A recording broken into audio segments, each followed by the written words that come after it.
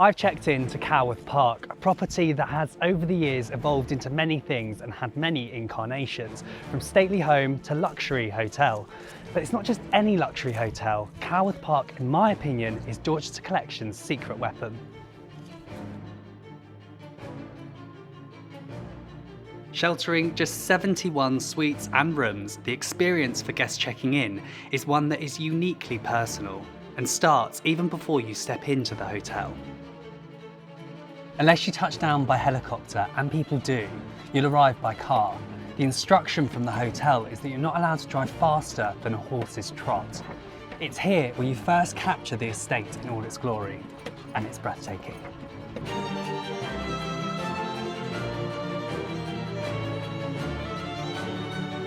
I'll be honest, I was expecting to walk in and for the lobby to be adorned with details that reflect conventional luxury, but instead it's refined, pared back and, well, cosy.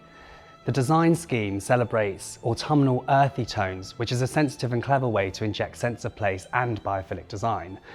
But I think the arrival experience proves that hotels don't need to be about ostentatious, unnecessary details. Instead, it's about quality. You've almost certainly heard of Coworth Park's older sibling, the Dorchester, the 250-room iconic hotel on Park Lane that captures so elegantly luxury hospitality. It's the jewel of the crown of Dorchester Collection's properties, and although there is no mistaking that this hotel is proudly part of Dorchester Collection's portfolio, Coworth Park has its own personality. This hotel opened in 2010 and the man behind the design was working for Fox Linton Associates. His vision was to simply create a lovely place to be. The original mansion house was built in 1776 at the peak of the Georgian era. It was a period when architecture was all about great proportions. Martin and his team met the brief to convert this building into a hotel by emphasising the structure of the building, but by adding contemporary touches throughout. This light oak spiral staircase is just one example of that, and it's detailed with a leather handrail that just improves with age. As impressive as the main building, the iconic mansion house at Coworth Park is, I'm here to check out a latest addition to the hotel, and it sits on the very corner of the estate, called North Lodge. What makes North Lodge special right on the edge of the estate is the fact that it hasn't been designed by an interior designer. Instead, it's been created by the team themselves, General Manager Zoe Jenkins and Director of Rooms Rowan McFeet. I'm not going to lie, that doesn't fill me with confidence because I know firsthand how much value an interior designer can offer a project like this, especially when it's steeped in so much history. But I'm open-minded and I'm going in to see how their vision came to life. So straight away, the lodge feels homely. We're in a private, tucked away corner of the estate and we're not going to be disturbed, but also the tone, textures, artwork, it all reflects exactly where we are location-wise. But the most impressive part, I think, is the fact that the team here, you can really tell that they understand what it takes to convert this gatehouse into one of the hotel's premium suites. So Adam Smith, you're the executive chef here at Coworth Park. Cuisine's such a large part of what this hotel offers. What's the concept? Just describe to us how that's potentially different to other hotels. I think the main concept about all of the food at Coworth Park is to sort of showcase the best of British. I think that is where everything's born from and it grows into that. However, we also have to appreciate that our guests come from all over the world. They have a particular certain way of life that they like to live and things that they're used to. So we have to make sure that within showcasing the best of British, we're able then to please everybody or give somebody an option for something that they're looking for, whatever the occasion. Our guests are coming to stay with us for an experience. It's not, I quite often say to the team, they're not eating with us because they're hungry. They're eating with us because they want to experience something. I guess that's a challenge in itself that's been presented to you. You've got to make the guests feel homely, but also still part of the Dorchester Collection.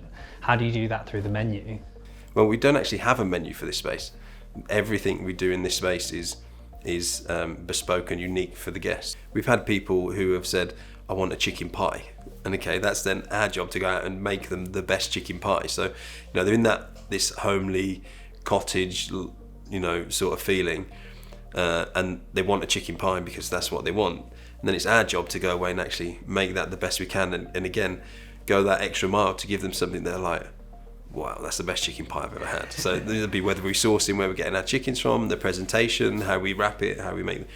And so we're trying to tick all boxes all the time. And I think that homely feel comes from the personal interaction again as well, because, you know, that luxury of being in this space and, you know, being able to feel like you're being looked after by the service team as well.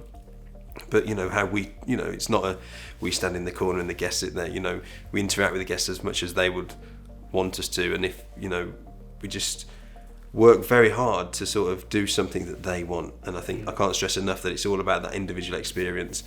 And although people want to eat sometimes quite humble things, we've had requests for burgers as well. People want just, you know, they want to have a chef in this space and they want a burger. Okay, how, without overworking it and making it pretentious, how do we make the best, one of the most humble things in the world? So it's about Excellent. quality. Yeah, it's about quality and sourcing and the quality of the cooking, and, you know, the interaction really adds to the experience. You know, we've all been for dinner where we've had amazing food, but we felt uncomfortable because of the environment and how we've been served. But we've also all been for dinner where we've had very average food and we can't wait to go back because we've been made to feel special by the people and the atmosphere. So you have to strike the balance with the two. So Rowan, can you talk to us first about just the overall brief that you created for yourselves when designing this lodge? Absolutely. So it's not often you get to create your own brief, but we were really fortunate that we'd had sort of 10 years experience of working with the guests that would one day be staying in the suite. So the brief was really developed by the guest, and we asked them lots of questions about, you know, how they use this current suites that we have in the hotel, and if we were going to introduce another suite, how they would use it. And that's where it sort of started. And then for the feeling and the look and feel of the suite, we really wanted it to be somewhere that was a home from home, so you could, you know, come in with your muddy boots, leave them at the front door, and really feel that you'd sort of set off into the countryside. So we didn't want it to be tweed wall to wall, but we really wanted it to have that mixture of, you know, a countryside cottage, but also the modern edge and the design that our guests really enjoy in the rest of the hotel. And originally this was meant to be a two-bedroom cottage, is that right? And absolutely. That changed. Why did it change and how did it change?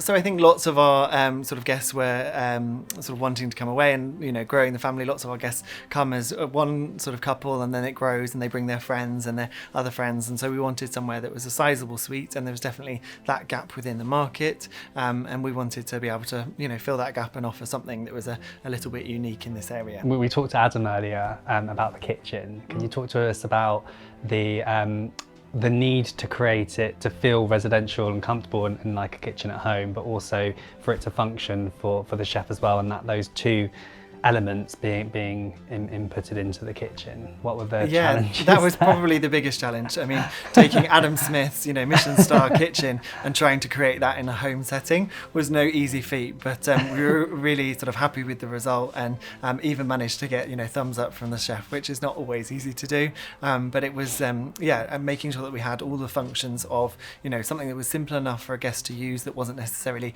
going to adopt it for life, but also having the technical elements. So when Adam is here with his team and using the kitchen to do demonstrations and dinners, that it would have all of that functionality for both requirements. So this was the first project that you'd worked on design-wise? Absolutely. There's talk that there's, you know, more projects to come. Can you tell us a bit more about what's to look forward to? Absolutely. Well, we were really pleased with the success of North Lodge, and we really wanted to sort of continue that effort and develop the sort of product that we have, and it is a continuously evolving project, really, the hotel. But our next project is to work on the interior for the Dower House. So, you know, it's a beautiful suite, very different to this. It dates back to about 1715, but it gives us a new challenge, but something which we can work on in a very different way.